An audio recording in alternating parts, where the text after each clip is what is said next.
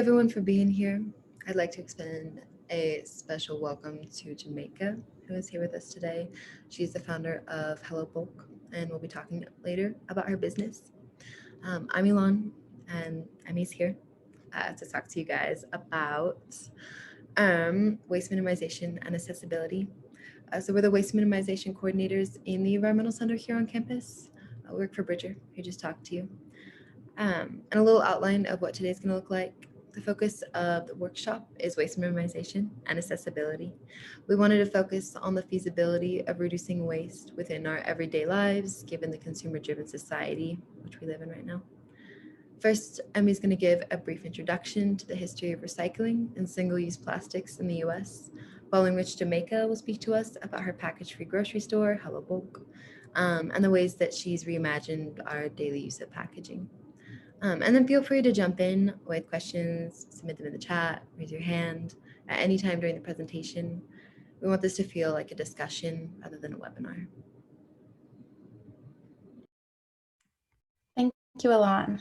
Okay, so because the topic today is waste minimization, and we will be speaking later on about packaging, we thought it would be important to give just some brief background on plastics, which are the primary source of waste we generate here in the US, as well as recycling, which is this buzzword that comes up whenever we have conversations concerning waste.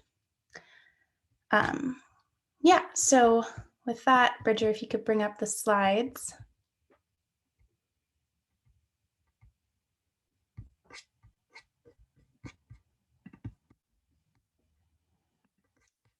Perfect. Okay, so plastics. Plastics came into widespread use following World War II. During the war, plastics were developed to aid war efforts and became crucial to modern weaponry that was being used at the time. However, following the war, the plastics industry realized that if they could not rethink their market base, they would quickly become obsolete in society. So enter what is now called the domestication of plastic. As one plastic executive put it at the time, virtually nothing was made of plastic and anything could be. So in the late 50s, that's exactly what happened. Anything that could be made of plastic was. We see dishes, cutlery, Tupperware, fiberglass, hula hoops, disposable pens, silly putty, nylon pantyhose. The list goes on and on. Next slide, please. Perfect. Okay. So then we fast forward to the 60s and the 70s when public concern began to grow surrounding the contamination of water and air that was being caused by increased industrialization and urbanization. Around this time, some of the realities about plastic pollution came to light and public backlash grew. The plastics industry found itself in sort of hot water, and this image is from, I think, 1970 Earth Day. Yeah. So the next slide.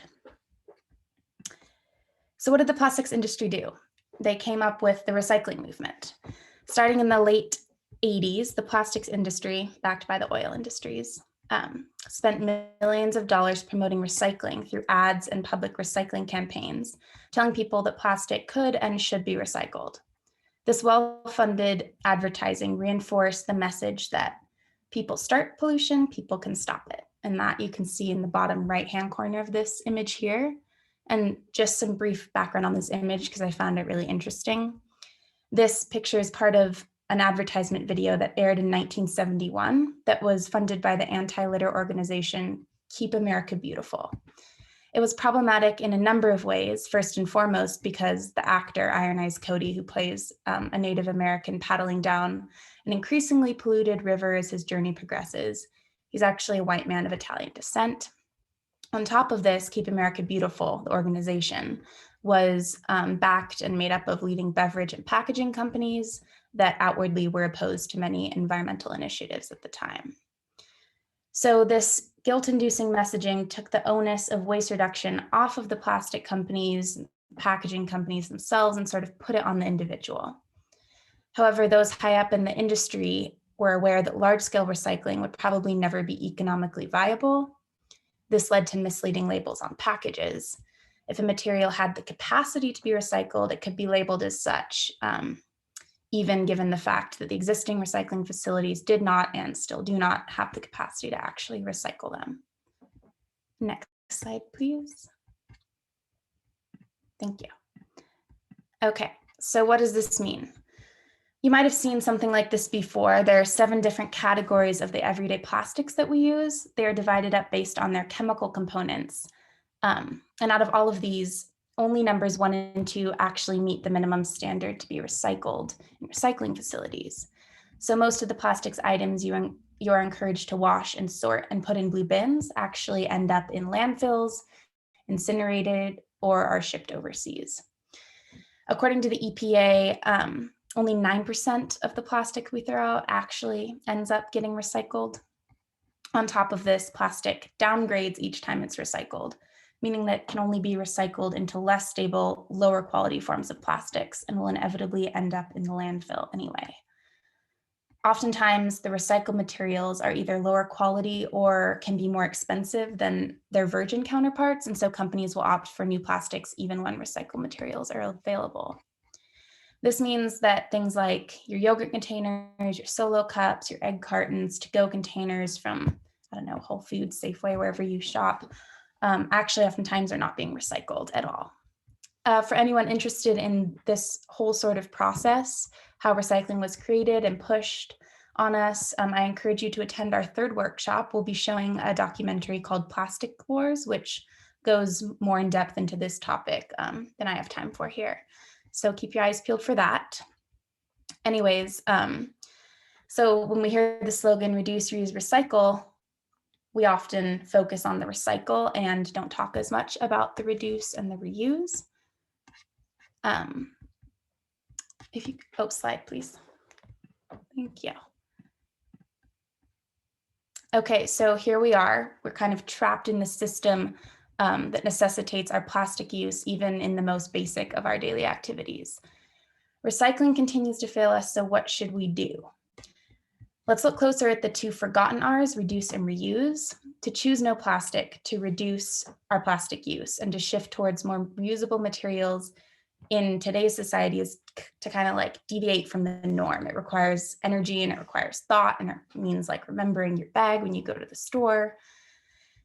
But in order to create a world where we are not reliant on plastic for our everyday lives and activities, we do need to rethink the way not only we as individuals consume, but also the way that society structures consumption. Some argue that even the framing of zero waste as a goal is problematic because we do not live outside of these waste generating systems. These are just some important things to think about when we are talking about waste reduction. And with that, I'll have Bridger bring us back to the main room, if you don't mind, just so we can address any initial questions and take a little pause before we hand the mic over to Jamaica.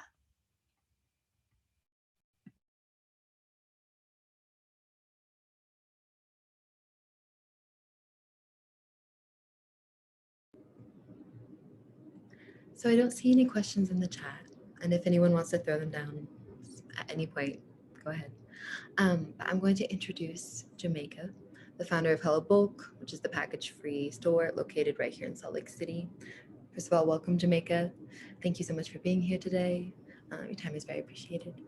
I'll let you introduce yourself and then just let Bridger know when you're ready for the slides. All right, so my name is Jamaica Trinnman, and I always feel the need to say that is my real name.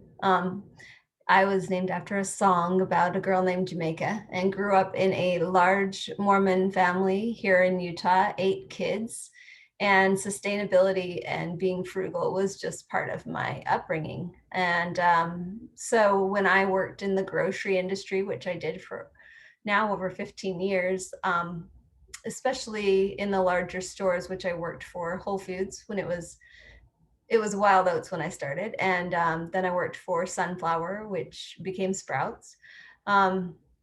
There was just so much waste, and that was always something I was sensitive to. So the idea for my store started percolating a long time ago. And we've been open now for almost 3 years here in Salt Lake City, and it's a work in progress. And I am really grateful for what I do, although entrepreneurialism is not for the weak of heart. But yeah, that's a little bit about me. I'm also the mother of 3 boys, 2 of which are quite grown, and 1 of which is still at home and is in high school. And yeah. I'm sure we'll get into more. Bridger, you're welcome to throw up some slides.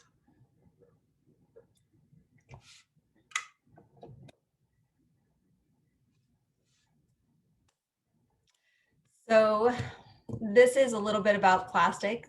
It's kind of, this is from my pitch deck, if anyone knows what a pitch deck is, and maybe some of you do, but this image is from National Geographic's Planet or Plastic, which was a groundbreaking issue around plastic pollution and what it's doing to our planet. And it really brought this to mainstream America in a way that I don't think had been before. And the awareness that we have been experiencing since this issue is yeah, it feels exponential after the National Geographic really broke the ice on it. Next slide. That also had that statistic that was quoted where basically it was in the small print that about 10% of what we think we're recycling, or 10% of the plastics are actually currently getting recycled. So, and what else is 40% of those plastics that we are using every day, 40% of those plastics are just being used once. Those are single-use items. So they're being used pretty much for delivery to get things from point A to point B. So the grocery industry is a really wasteful outlet for all of those single-use plastics. And we see a lot of different grocery brands pledging to make change, including some of these: Kroger, Nestle, Starbucks. They all have these amazing goals to cut back on single-use plastics by, they used to say 2020, 2022. I mean, it's amazing. These are great. I love that these goals are coming, but people are typically not really happy with the pace or the solutions. And in response, we're seeing something popping up called zero waste stores. So these zero waste stores, and you're welcome to go through some more slides, Bridger. They've been in Canada and Europe for quite some time, but they are popping up in the US now at a really good rate, which is exciting. I get contacted at least every week by someone somewhere saying that they want to open up a store and asking for guidance. So sometimes that's from someone in Sweden, sometimes it's from someone in New Jersey. I did a consult with someone in Nepal the other day. So that's kind of hopeful that these are popping up, these zero waste stores. Very few have much along the lines of grocery. They typically start in less intimidating categories like accessories and body cares and household cleaners. But yeah, grocery is where my heart is. All right, Bridger. Next. Here's how they work. So tariff fill pay, and every zero waste store or package free store that you go to might do this a little bit differently. We had a lovely little system before COVID in our market where you walked in and you weighed your container upon check-in, and you would get that weight because you want to take it out when you check out. So you're always just paying for what you put into the container. So that is what the tear is. The tear is you're getting that initial weight before you fill your container, then you fill, and then you pay. And that was a really automated and self-driven process in my store before COVID. But now we do have other additional cleaning procedures, and we fill for our customers so that fewer people are touching our food equipment.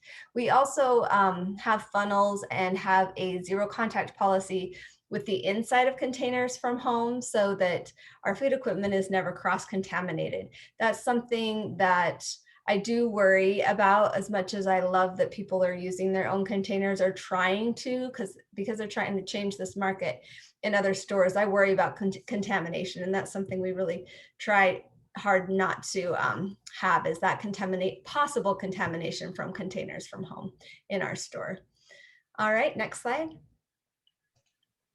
And just to jump in, I'll say that during COVID, your store has been the least stressful place that I've been in that in that realm. So y'all are doing a great job of making everyone safe, and it's so comfortable in there. So it's good, and I mean, I get frustrated because we did have a lovely flow where you weighed your containers, you filled your containers, and then you checked yourself out. And it was just like we could get people in and out, nicely. And now we fill for you. So you might come, heads up, and you have a 5-minute wait while we fill your containers. And we might have just got 6 orders in front of you, and it's going to be a while. So that's been frustrating, but we what we do, and we did this before it was required. You might all remember that bulk departments were closed across the state for a bit. They said no self-service, and we actually eliminated the self-service before they even did that, because it really worried me those days when the panic buying really was at its peak in Utah. We had so many people in that store, and I was nervous about the air. I was nervous about all the hands touching everything. And at that point, we just decided as a group to push that tear and scale table up to the front of the store, wipe down containers upon entry with sanitizer so that we could minimize the amount of contamination that came into the store, and start filling for people. And that's, we've kind of adjusted our process slightly to allow for more space in the front of the market, but we're still pretty much practicing that same process. And it's approved. We've had 2 walkthroughs from the Department of Agriculture, who oversees us, and I'm grateful that we've been able to stay open. Yeah. So this is where we started. We started in a warehouse on the west side of Salt Lake. We're still on the west side of Salt Lake and right on the tracks, but this was the back of a warehouse. And some funny things that these pictures bring up for me. First of all, these are some of the amazing people that supported us in those early days, that didn't care if they came to the back of a warehouse down a dimly lit hallway.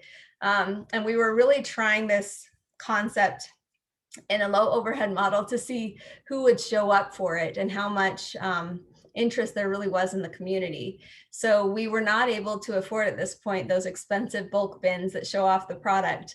So you'll see these funny Cambro coolers behind me and my volunteer Miwa there in the first picture. We literally had you would have one scoop, and then once you used it for one product, you would have to get another scoop, because no cross-contamination between products. So it's a good thing it wasn't too busy. By the time we moved out of this location, which we were only there about 6 months, we were washing a lot of scoops, and it really wasn't sustainable. And then when we moved to the new location and got the bulk bins you're used to from grocery stores where you can really see the product, people said, "Oh, you have so much more stuff now." And honestly, when we moved, we didn't have much more selection at all, but you could actually just see it. It wasn't all stacked behind another bin. So that was a really fun place to just get our feet under us. And that's where we ran our Kickstarter campaign, was from this space, and that money allowed us to build a community and helped us to get the retail location that we have now. So yeah, next slide. This is the retail location we have now. So we actually have a storefront. It is still tucked away. This storefront was offered to us by an organization called the Give Group, and it has really allowed us to we don't pay a lease cost. So we are lease free in this spot.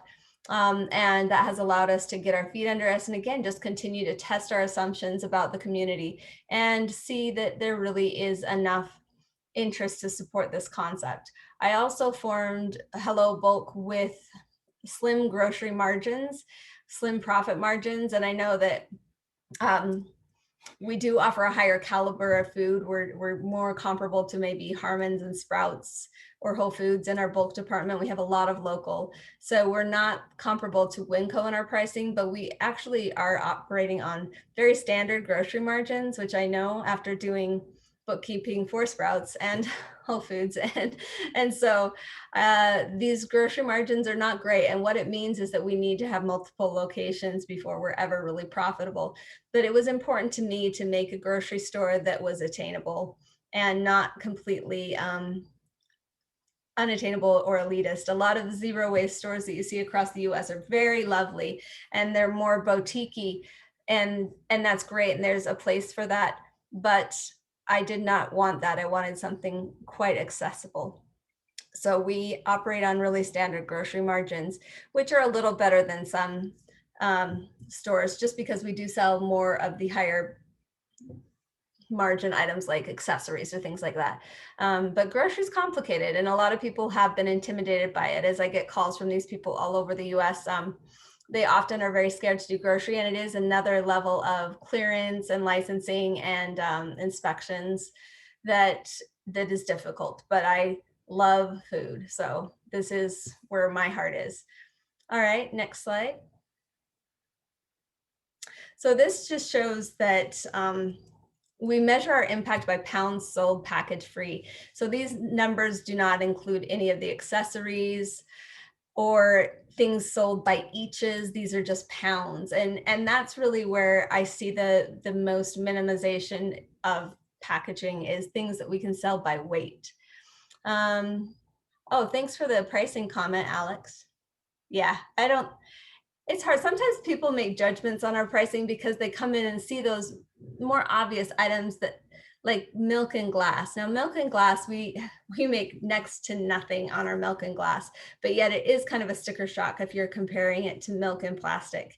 And so those are things that sometimes people make judgment calls based on a few items, but we've had some really thorough comps done and we are really competitive.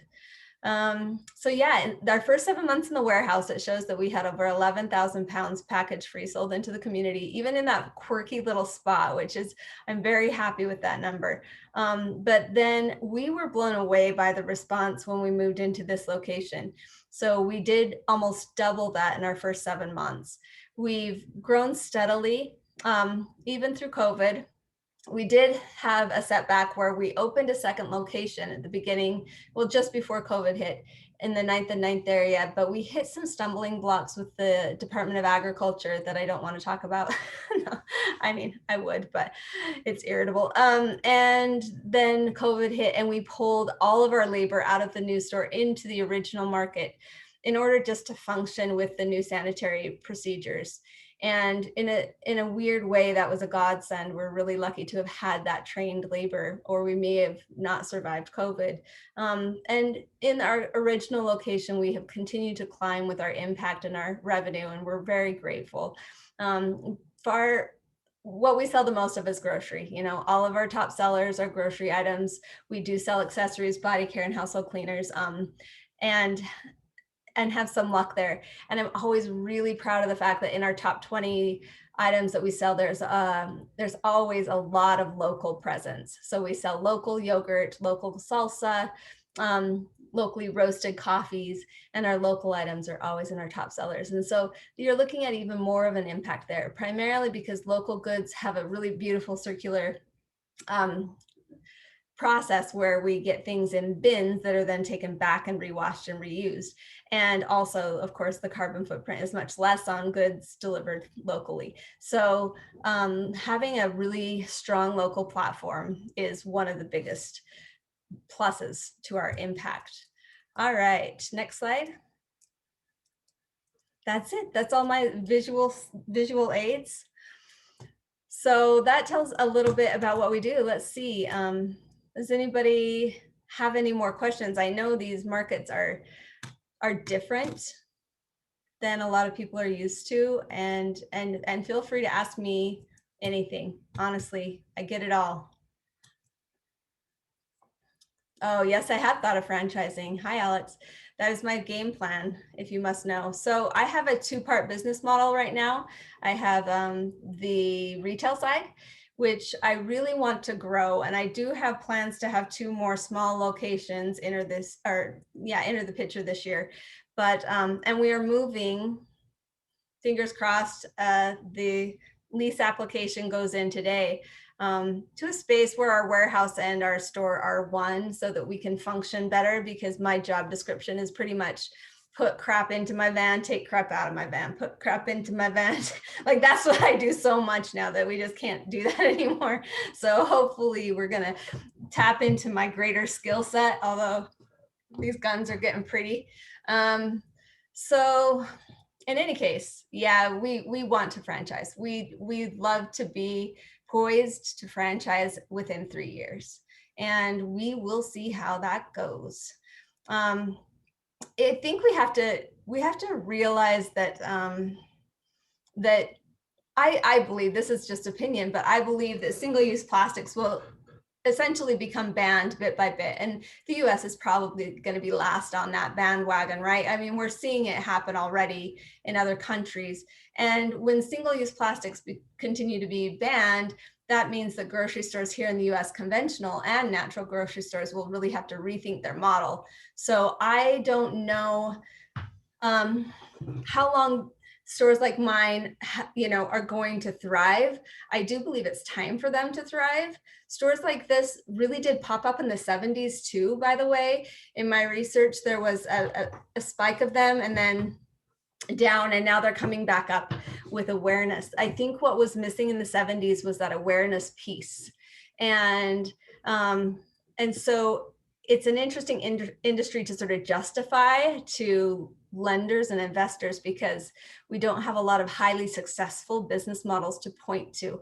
And but yet what you're seeing now is that they're popping up in every state. There's a website called Litterless that's really good at telling you where you can shop in bulk in every state. And there are a couple more I'm trying to think of. But basically these stores are popping up everywhere, and they will typically start with body care, household cleaners, and accessories, and then start to get into teas or less intimidating perishables. I know that I've been friends. I have a call with 4 other stores like mine in other states, and we've been a support to each other over the course of the past couple of years. We all came together just kind of seeking advice or help on Kickstarters or whatever, but we all get approached by people wanting to start their own markets. And 2 of us have got consulting things going on the side in regards to that.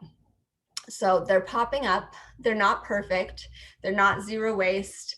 I do cringe when we get sort of accused of any greenwashing. I think greenwashing has a place, and there is a lot of greenwashing. But I just say, and there's a reason why I'm not called a zero waste store on any of my branding, but we're operating in a really imperfect world with imperfect options. But I will say, in the 3 years that I've been doing this, we've been able to fine tune some of our options with buying power, right? As we're able to buy more, we're able to buy bigger sizes or just have better options. And also there's a lot more available than there was 3 years ago. So as far as companies who want to have their containers brought back for refill or offer you things in minimal packaging. So it's a work in progress for sure.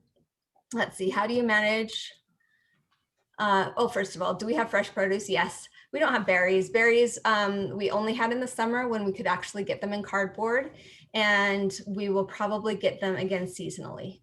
But that's one thing that really has to be adjusted when you start going package free, is you really have to start adjusting your produce habits and what you consume. I mean, I remember when I was in grocery and learned that the tomatoes that were red that we were putting on the table had come in a truck. And before that truck, they were on a boat, and along the way they were in some chamber where they were gassed, so that they would be red when they were put out on that table. And I think that was my first introduction to the manipulation that goes on with produce and just the shady procedures in order to allow people here in the US to eat whatever they want whenever they want it.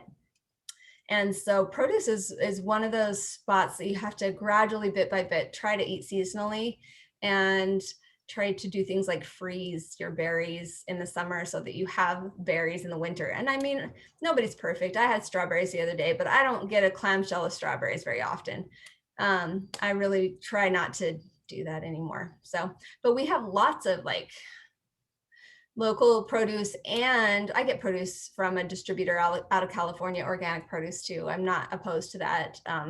And so we usually have a pretty decent variety these days. Can I jump in just for 1 second? I think Jennifer Eden may have, I think she unmuted for a second, and I'm wondering if she wants to jump in the room if there's a question there. And then one other just quick request, if folks who have sent questions into the chat, when Jamaica hits that question, I would love to hear people's voices, if even if it's just reading what you said in the chat. Sort of sharing. I can just call them out. That sounds great. So I called out Jen first. Yeah. So my question was, how do you get started? because, you know, I think about, well, there's flour and there's salt in it, but my container that I put the salt in isn't empty. So what do I bring? And what do you recommend? Do you like bring a case of mason jars, or what do you? That's been done. Somebody came in there the other day, their first time, with a case of mason jars. Most people just don't bring anything their first time. They just come and check it out. But we always tell people, start with, like, zone in on one place you think you can do it consistently and just start there. Like if you commit to body care or you commit to dry goods, like just start somewhere.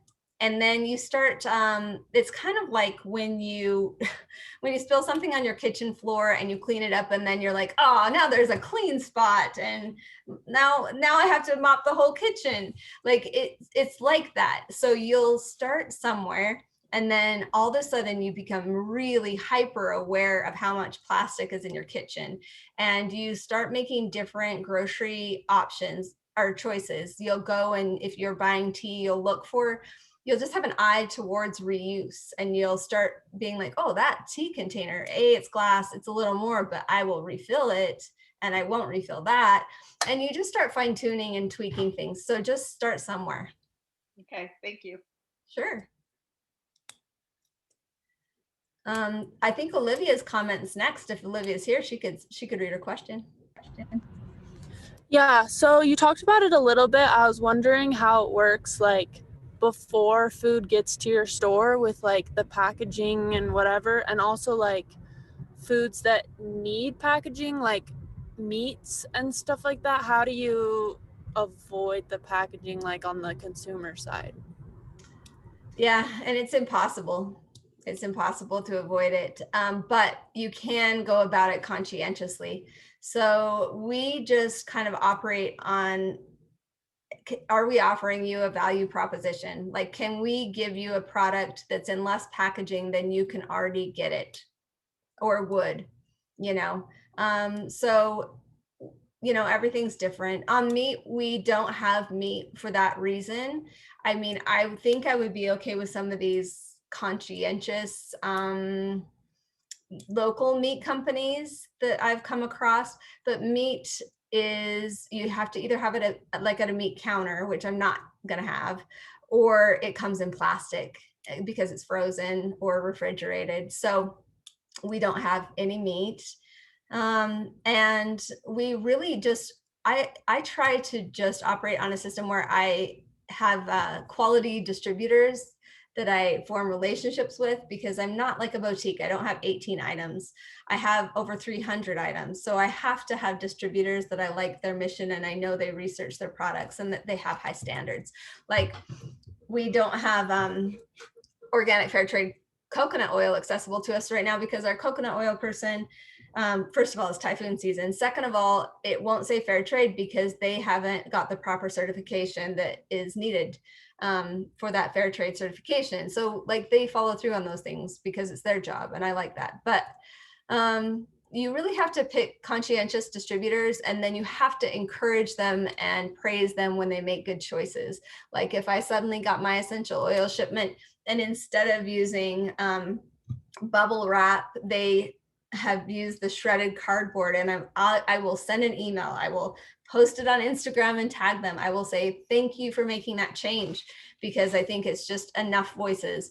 And that's really why these stores are important, is because as a singular store, I don't have a lot of sway. I don't even have a lot of buying power.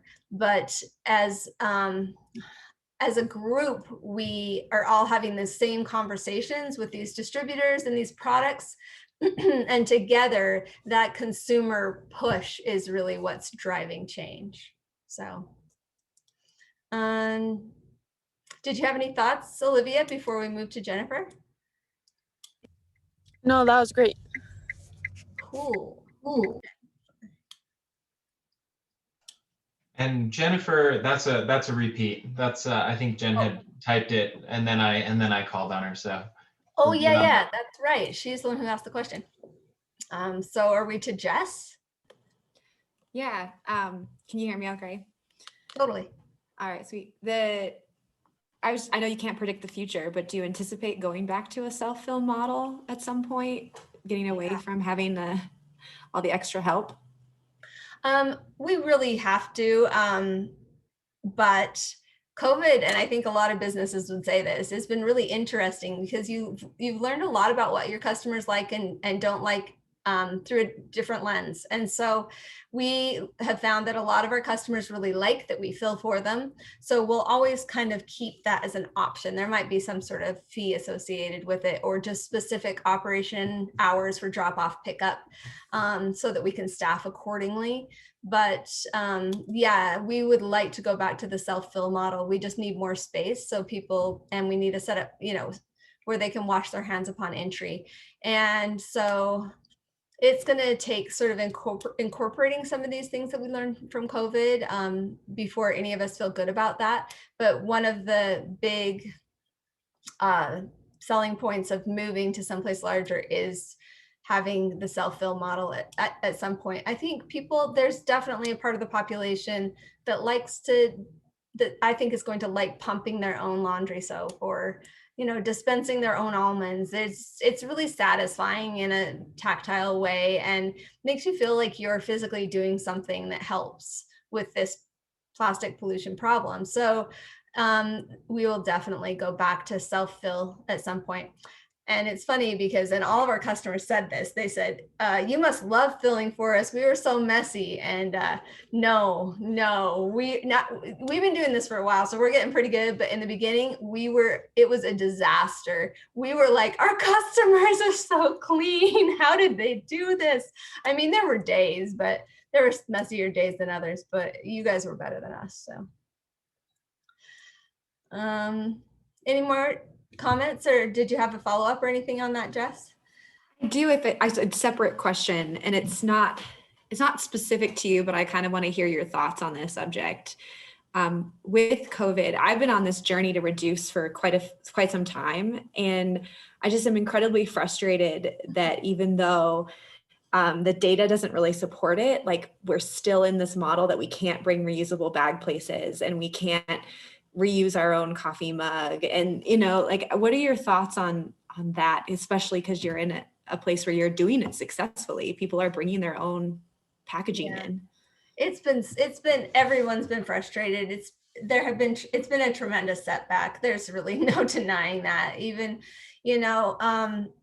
and I'm trying to spearhead, but I don't have time to do the work. If anybody's really good at Google Sheets, we're actually I'm compiling an email list. There are a bunch of people who want to work on a Google Sheets with me that just is a reference on where to get takeout and what kind of containers they use, so that we don't get those surprises and feel like crap about ourselves when we're just trying to support a local restaurant. We really want to know where we can go and feel like we're getting some thoughtful to-go containers.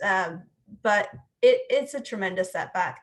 And I think that, it's also brought to light those who are willing to work around and create workarounds and be thoughtful about it. Like there are coffee places now that the whole reason you couldn't bring your mug during COVID is because your mouth touches your cup. And so I can have people bring in jars because you're not licking your jar you're going to put lentils in, right?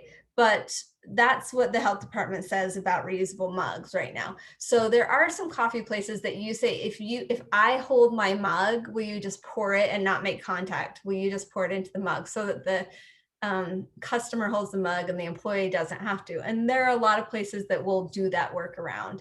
And so it's been kind of interesting to see who's willing to create those workarounds and who's not. Hopefully we can just make progress.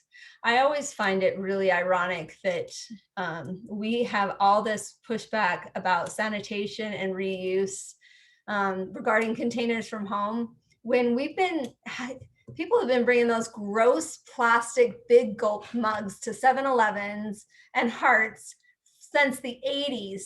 Those things are not like glass. They're totally porous. They're porous. They hold on to debris and build up, and nobody cared, did they? I don't know. Anyway, Alex, do you want to read your question? Yeah, thanks so much for talking to us. This has been super interesting. So yeah, I was just curious, it almost ties in with what Jess was saying, I think. But I doubt you have much spare time, but in your spare time, or if you have any tips on just in the advocacy realm, for example, that advocating for that elimination of plastic bags, or if you know resources, or just, yeah, if you have gotten involved in that much.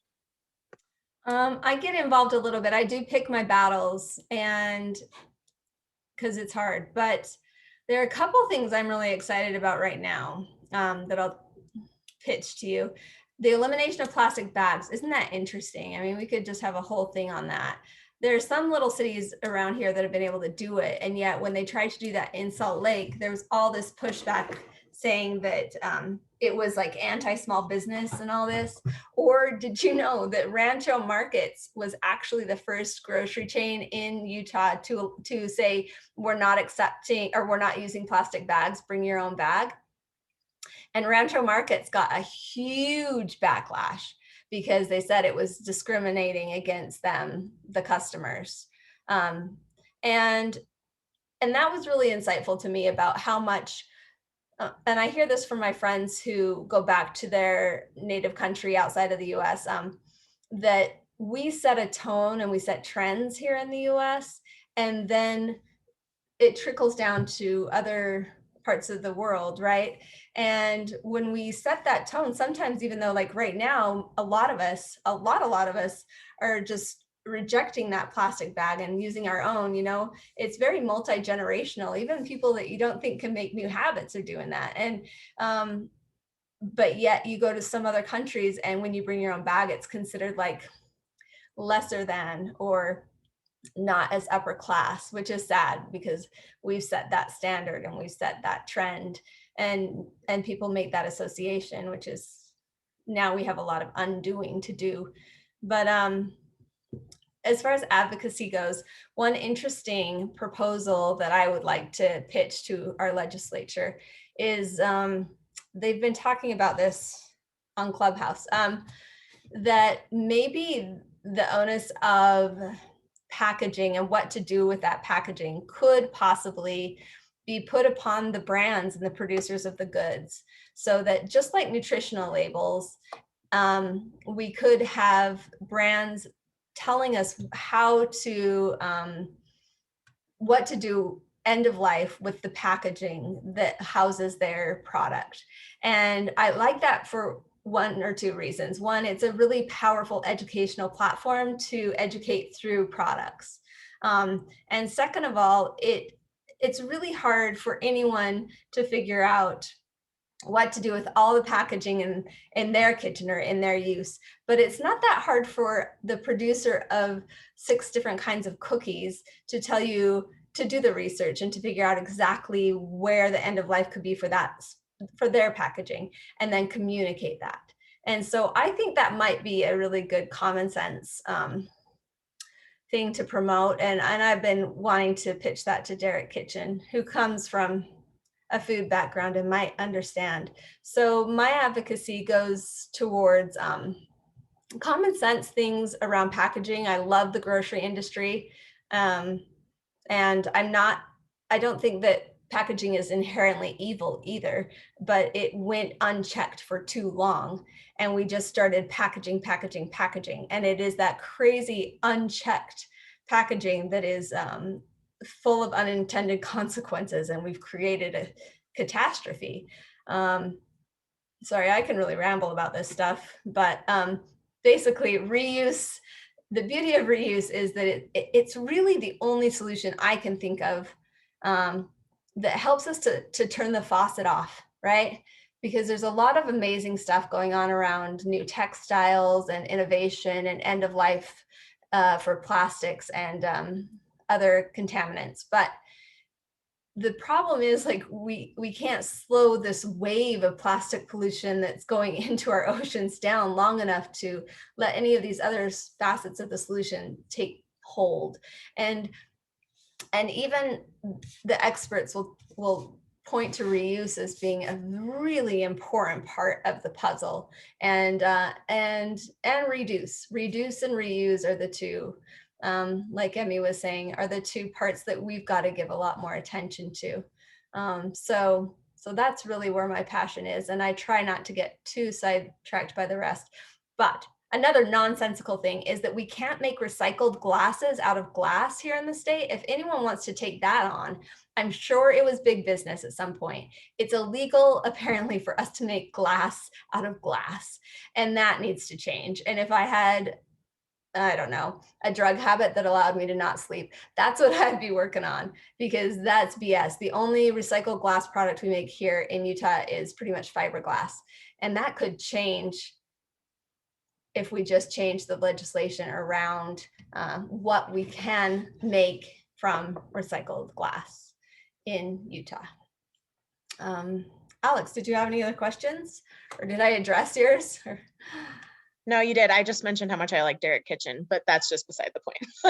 He's awesome. We have some issues with the Department of Agriculture sometimes, and I'm in the process of writing a letter there about how our store is held to a different standard than big grocery stores when it comes to reuse, and that they need to have a consistent standard that doesn't punish small business. And I'm going to definitely put Derek Kitchen in the loop on that. He's a really amazing advocate. So John, you had a question. Where'd he go? Yes, hi. You mentioned earlier about, I don't know how to show myself here. Hold on. There I am. You mentioned earlier about, you said, oh, the USA is probably going to be the last to make headway in this area. And I was just curious about that statement, and what you're seeing in other countries or around the world. And I have a little bit of experience on that, so but I'm just curious because that struck out to me. I just tend to think that we side on the side of corporations, and that's where for instance, our recycling industry or our recycling codes and that onus being put on the consumer was so corporate driven. Like, I just have a hard time believing that they're going to allow single-use plastic bans until they're pretty commonplace. But the thing is, consumer appetites are what's driving change in packaging. And I will say that there's just a huge amount of buzz going on how to change packaging and how to do it more sustainably. The only problem there is that then we do tend to make some pretty crazy choices that are all about greenwashing. I mean, and these things pop up every once in a while, but they're disheartening. I was listening to a conversation with some packaging experts the other day, and they were saying that some companies have started producing plastic bottles in order to produce textiles where they say they're made out of plastic, recycled plastic, because plastic is such a disgustingly dirty substance when they get recycled plastic that it's actually very expensive to clean. And so some companies, and I don't know, this stuff just, it comes out in the news every once in a while, but it's so cheap and easy to make glass water bottles that they say that these companies make the water bottles just to recycle them into textiles and say they're making something out of water bottles. So it's interesting. So the consumer appetite is driving change, and some of these things that are happening are amazing. And that like call out culture that we have has its place for sure. And but I guess we just have to make sure to call out the companies that are really doing manipulative things and not call out people that are really trying to operate conscientiously within imperfect systems, Anyway. Yeah. Corporations can rationalize everything, but just without revealing everything, but I've been involved in the produce industry both here and in Europe and other places. And what's interesting about Europe is that there seems to be more of a community, or it rises all the way to the politicians, like a realistic effort to change things. And so I know that like in there's a thing called the Green Deal over there, and they're really making some rules for agriculture to try and change some stuff. And there's a lot of producers that are going to non-plastic packaging and moving along these lines in that Green Deal. And consumers are just like price insensitive to it. They're paying, if it costs more, they're paying more for it. So that like the consumers are just really driving the behavior of the companies. And so I'm just, when you said that, I'm just hoping that your consumers and the way you're so passionate about this will really drive consumers here to change the way that companies behave, because I think that's, the consumers are really the most powerful group. And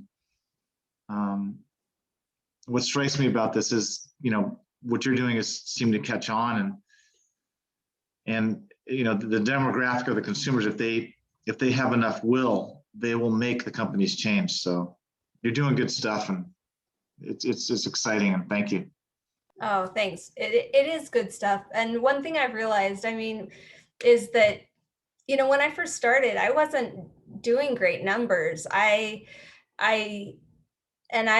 Part of the Kickstarter campaign was, how do I show that panel when I apply for a loan or whatever to get more funding, that there's community buy-in, when I don't have the numbers to show that there's community buy-in.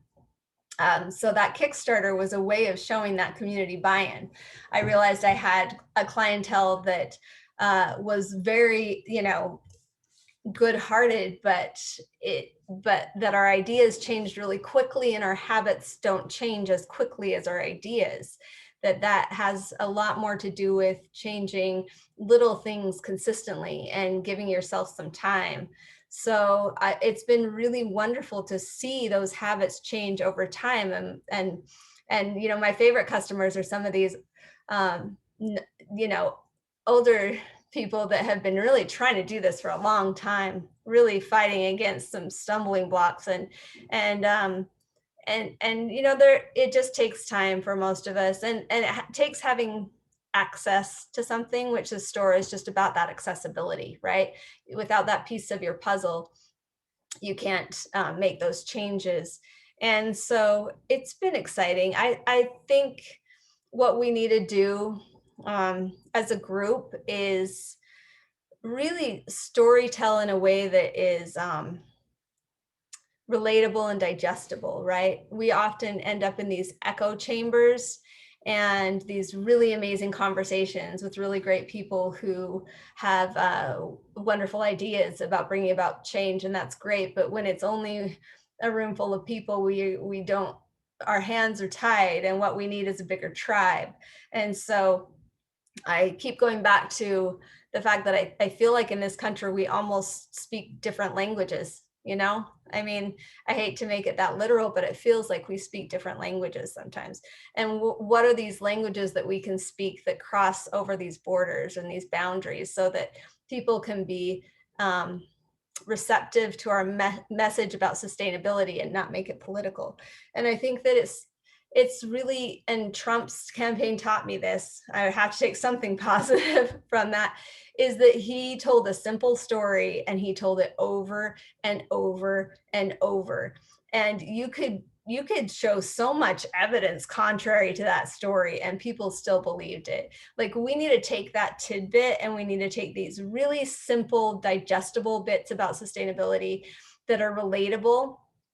And we need to, whether we're communicating that through humor, or a story about an animal, which is less political, or something super just commonplace that we can all relate to. It's things like that, but we need to tell this story in a way that convinces other people that there's a problem, and that we need to take action together. One of the things that I used to talk about with people when I was telling them about my business idea before I got started, I was, practicing my pitch, trying to run it by everyone. And I was surrounded by people who didn't get this at all. And one thing I would say is, every time I've reached for my shampoo bottle when it's empty for years, I've thought, why am I buying a new bottle when I buy shampoo? That doesn't make any sense to me. Like, this is a perfectly good bottle. And I would kind of leave them with that really relatable tidbit. And inevitably, as I ran into people over the years, people that I thought would never shop in my store and maybe aren't ready to yet, but they always say, Jamaica, every time I run out of shampoo, I think about your story. And sometimes it's like, we've got to just rethink how we're messaging things so that we can increase just the size of our tribe right now, you know? Yeah, anyway. Can I just get one more comment on that? Sorry. I think that consumers increasingly don't want plastic, and companies that, especially in perishable produce, they want brand. You can put that on plastic, and they can be a consumer brand. And they want, and the stores and the producers want convenience, because that. Yes. So brand and convenience versus consumers that are realizing that this is, you know, ruining our world. So if you can figure out a way to solve that problem, it would, you know, it would go a long way. Against brands. I'll be quiet now and tune out. I think branding is cool. Like, branding is cool. There's nothing wrong with brands, but we could have brands in stores like mine. But there is a huge pushback against that. Like, there are whole industries around like zero brands too, and that's not my thing. But you're right. It's entrenched in convenience, and that's really where we have to do the work. Is that we're so stuck on convenience, and we have to shift the conversation from cost to value.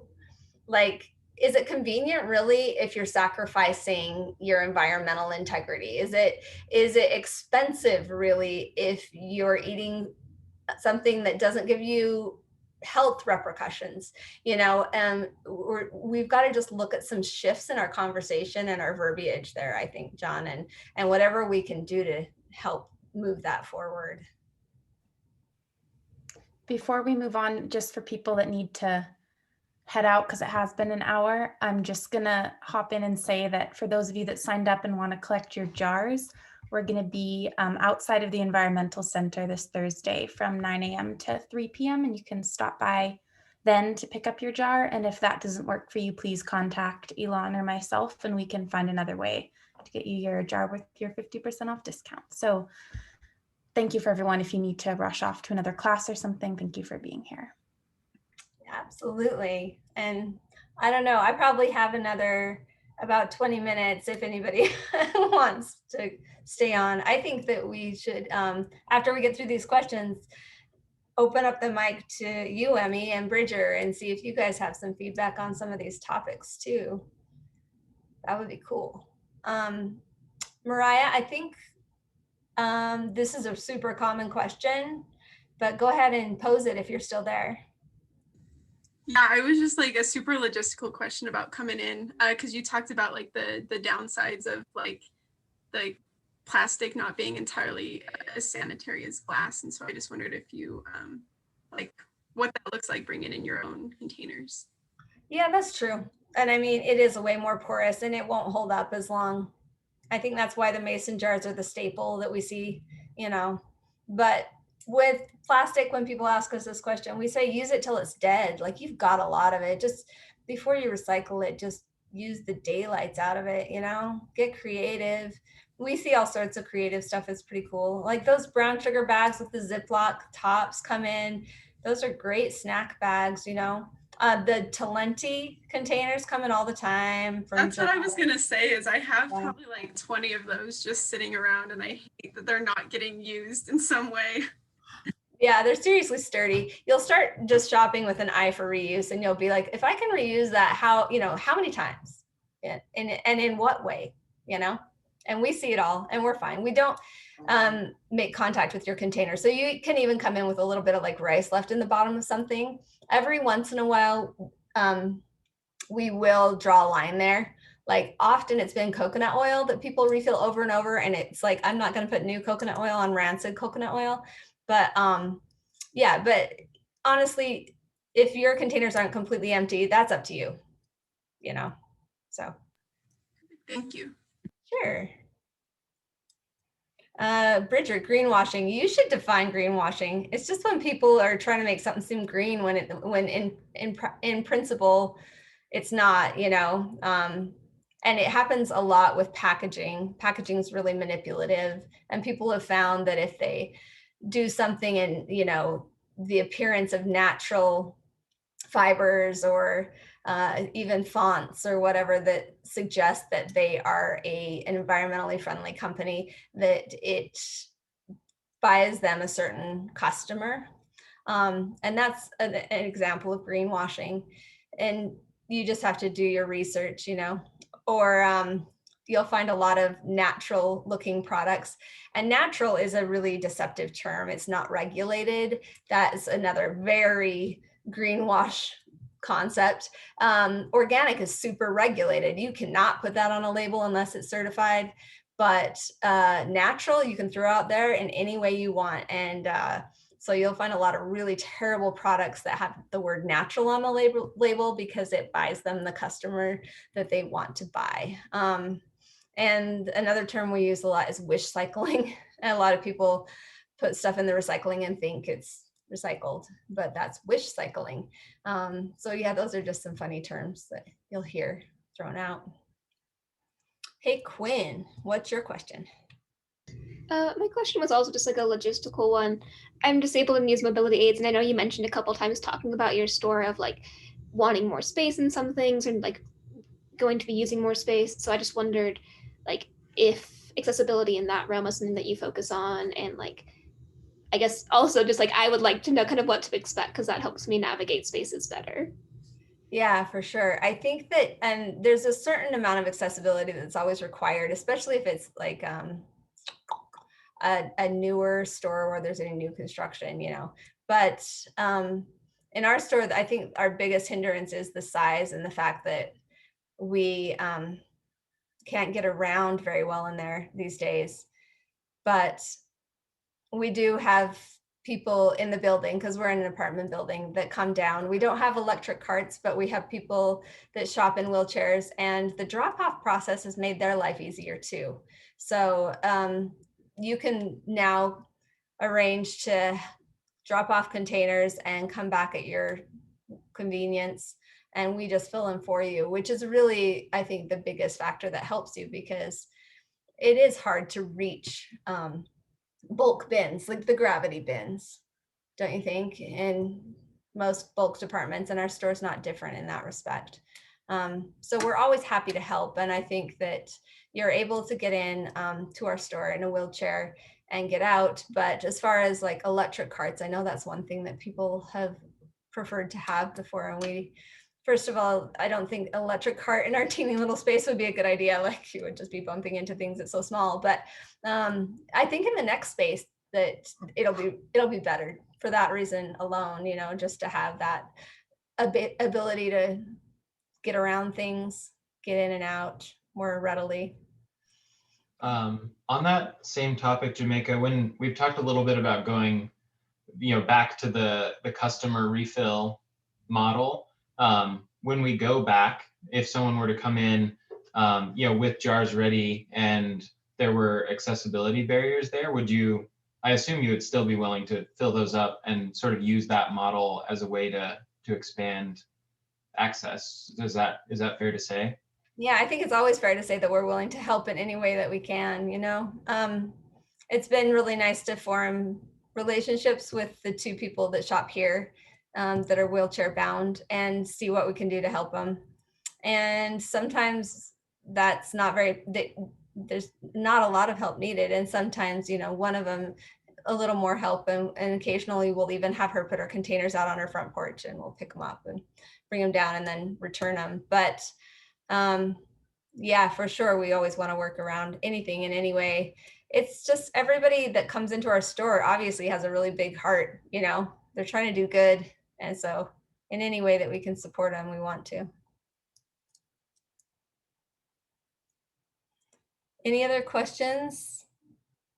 Quinn, what did you think? Any follow-ups? I think that covered kind of my basics. I guess it might be good to talk to you sometime about mobility aids.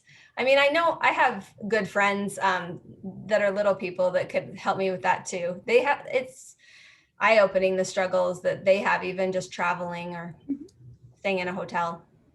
Yeah, and I mean, I'm always willing and open to talking about accessibility and all of that. Yeah, I mean, it's just so multifaceted. Oh, I bet. Just put your email in the thread if you're comfortable with that. Otherwise, you can find me. I'm on Instagram and Facebook. And then Jamaica, I don't know if you noticed, but I think John had a question kind of closer to the beginning of the chat that either you or Emmy could answer. John did? Is recycling, even at the 1 and 2 level, sustainable, or does it just perpetuate the cycle? Is recycling a good thing, or does it keep plastic coming? How do we get out of this cycle? That was me, John. I That's a just, good question. when you mentioned the one, you mentioned the cycle, the 1 and the 2, Emmy, about you know, like of all those numbers, that there's only a couple of numbers that even are possibly recyclable. My question was really like, okay, so is that just a trick? Like, are they just saying, oh, you know, it's recyclable, but in reality it's not? And is it just perpetuating this whole cycled plastic? That was what I was trying to say. I was wondering what your thoughts were on that.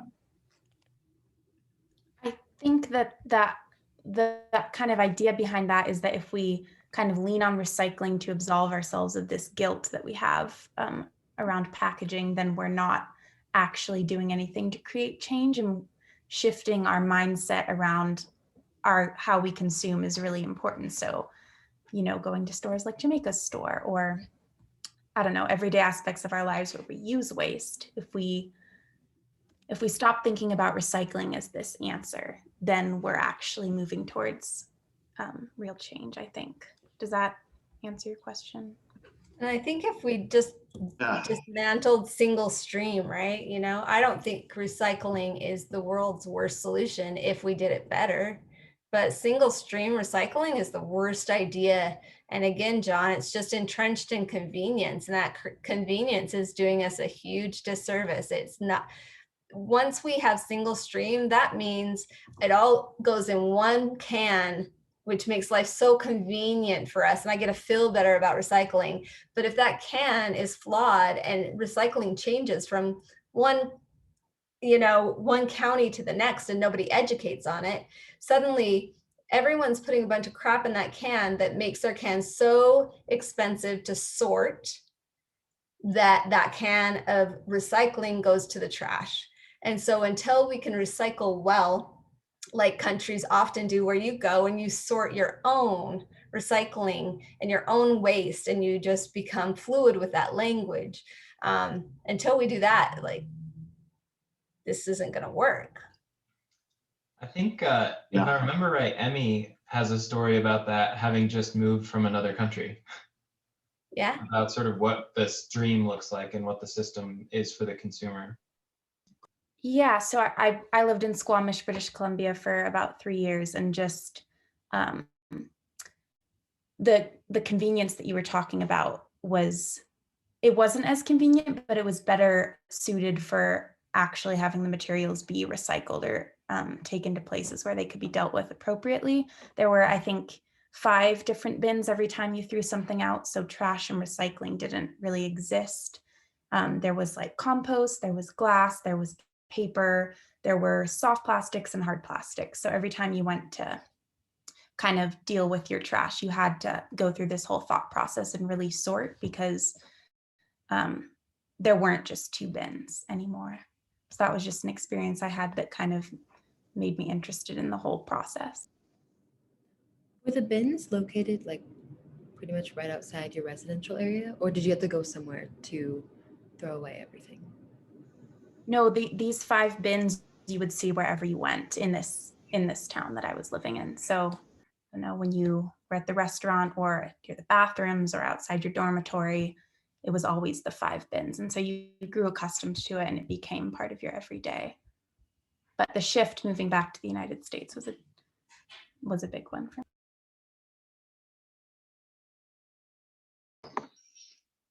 Right. I just think as long as you use plastic, I mean, it's going to be useless for it, but as long as you use it, it's just going to perpetuate the continued use of it. So I've always had this negative view on the recycling. Is it continues the same cycle. So I don't know what the solution is, but anyway, you guys will generate a lot of discussion and passion around finding those kind of solutions, and you're already doing it. So that's great. I think maybe one starting point is figuring out, I mean, recycling is such a blanket term right now, and we think of the recycling symbol on plastic, but there are things like Jamaica mentioned, right? Glass can be recycled really quite well. A glass bottle could become another glass bottle if we removed enough of the barriers to doing so. Whereas plastic, is always downcycled. It's never going to be the same quality that it was. And so I think you're right, John, that it's like plastic does feel like a trap, because even the most idealized version of the narrative will never be true. Whereas with something like a glass bottle or an aluminum can, with the right streamlining and the right education, those maybe are ways to close a loop, that when that brand of recycling is paired with, shopping at a place like Jamaica's store, and reducing waste, in other ways, like Emmy mentioned, composting being very commonplace in some areas, I think you can start to build a much more comprehensive scheme for closing those loops, and recycling might be a part of it, but maybe not plastic recycling. I totally agree.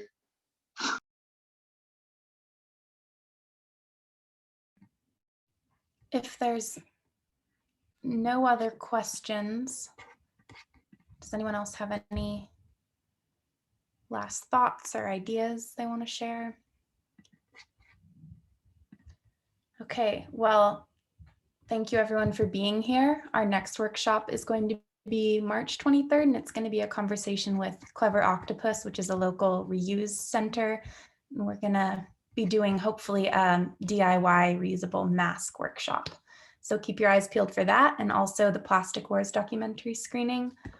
Thank you, Jamaica, so much for your time. We really Oh, thank you. We love Clever Octopus. We're actually picking up bins from Harmon's in Farmington this week because they're getting rid of some of their bulk bins, and Harmon's thought out reuse, which is really lovely. And we're getting new bulk bins for us and for Clever Octopus. So, community's everything. So let's just all reach out and see what we have access to in our community. And thanks, Elon and Emmy and Bridger for having me. Of course. Yeah, thank you. Yeah. Have a good evening, everybody.